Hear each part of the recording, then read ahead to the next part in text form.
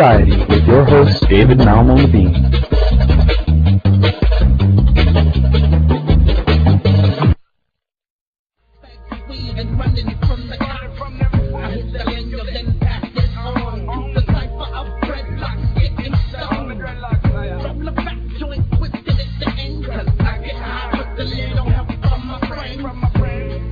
Hello, my name is Marc Emery. I'm the publisher of Cannabis Culture magazine. I'm the proprietor of Pot Television. And I urge you, if you want to grow some fine marijuana, to check out emeryseeds.com or the Emery Seeds catalog in Cannabis Culture magazine and grow yourself some fine marijuana.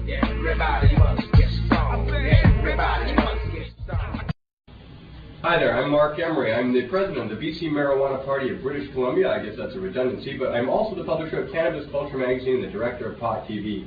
And we have momentous news in Canada that the Supreme Court of our nation is going to rule on whether marijuana will be legalized in the next 12 months. And with me now is David Malmo-Levine, a candidate for Vancouver Mount Pleasant in the British Columbia provincial election, and he is also an applicant to the Supreme Court. One of the three people, amongst them would be Randy Kane of Surrey, British Columbia, Christopher Clay, also now of Victoria, British Columbia, and David, you are going to the Supreme Court. Tell us how this all came about. Okay, my charges stem from the Harm Reduction Club, which was a club of about, it reached 1,800 members. We sold about a pound a day over a period of 5 months. So it took a little to get the ball rolling, but... And you were eventually arrested twice, charged with possession for the purpose of trafficking and trafficking cannabis. And what I did was, after I got let out of jail the second time, they made me promise not to deal pot again or they'd throw me in jail and throw away the key. So I started studying law instead. I found out that the Constitution protects your liberty and doesn't take your liberty away except in accordance with the principles of fundamental justice. And chief amongst those principles is a harm principle. That means if you're harmless, you should not be harmed. Let me interrupt you for a second. Okay. Now, the charter says all Canadians are entitled to protection of life, liberty, and the security of the person. Mm-hmm. So the courts came to the conclusion that even though they did not strike the law down, they found some favor in your evidence and the evidence of your other applicants. Mm-hmm. And so let us talk about the others, and then we're going to return to your case. Christopher Clay was a merchant in London, Ontario, and he was selling little marijuana cuttings in his store in 1997. Yeah. And you are familiar with the Judge McCart's ruling in his case? Yep. Can you tell us some of the fundamental conclusions of fact, and these are very important, conclusions of fact he came to in the trial? Oh, there's like 13 of them. There's a bunch that said basically that marijuana was not as harmful as alcohol or tobacco. It didn't cause brain impairments or organ damage. It didn't lead to other crimes. That marijuana drivers weren't more likely to be involved in accidents, and it basically destroyed all the myths over the last 100 years that came up around cannabis. It didn't address, it left room for two harms to be categorized as inherent harms rather than those harms that could be reduced. From excessive use. Well, or lung damage, they don't specify as to what sort of lung damage it is. Sometimes we say bronchitis, sometimes the other side infers cancer. The Judge McCart came to one very vital and important conclusion, which you're all going to present to the Supreme Court, and that was that marijuana is fundamentally what? Well, it was fundamentally harmless. The argument is what type of harmless it is.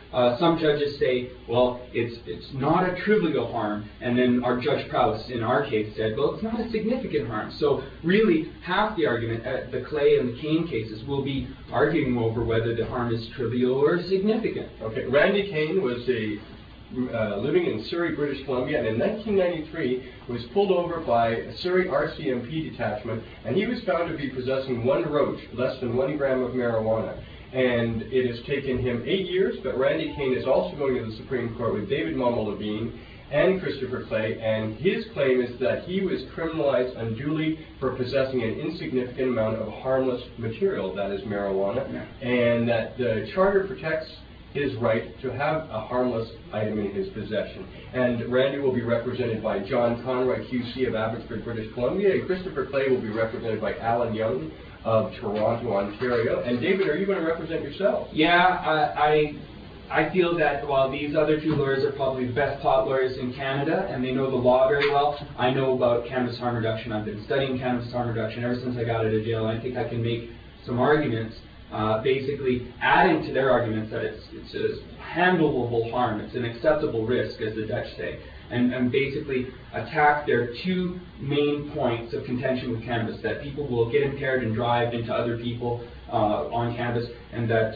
people die of cancer on cannabis. Well, you'll have plenty of help. We only received a call half an hour ago from Joe Arvey, a noted civil liberties lawyer, and he said he would be glad to help you pro bono in any aspect of your case. He's totally excited for you. I know. And like many of us, we're worried that, I don't know if an individual has ever presented his own case before the Supreme Court. I know we're going to dress you up in a beautiful hemp suit to appear before the justices, and we're all very excited about that. Yeah. And so the essence is you're going to go to the Supreme Court. Do we know when you're going to be doing that? Well, what I've been told is we have 6 weeks to present a factum, and then they take about... A factum for the layman is... it's just an argument, another fancy term for an argument, laid out in a specific way. So what you intend to say, in brief... In brief is that there is no proof that there's no such thing as cannabis harm reduction. We have all this evidence to suggest that we can reduce these harms, these already minimal harms, and even address them and eliminate them.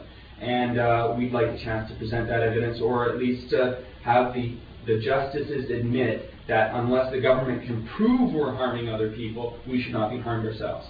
Well, it seems like a very reasonable proposition to take to the Supreme Court, and John Conroy informed me that the implications for Canadian justice are enormous, because not only will this liberate marijuana sellers, marijuana growers, and marijuana smokers and consumers, but it has implications for gambling, prostitution, and other so-called activities where there is no victims by either the state or in society. Yeah. And that the Supreme Court ruling positively for marijuana impacts upon a whole range of rights that Canadians could have. Absolutely. Now, to add to that point, there is John Conroy's website has a case that we've already established the harm principle as being a principle of fundamental justice. That's at his website, www.johnconroy.com.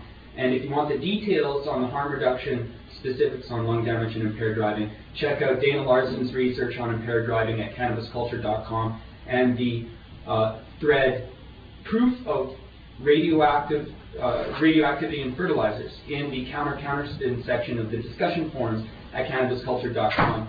And you'll have basic, and I put up my arguments to the Supreme Court of Canada in the activist and activism section of cannabisculture.com's discussion forums. And you can even read the argument in detail in Pot Shop 15 if you're lucky enough to be a store that sells it.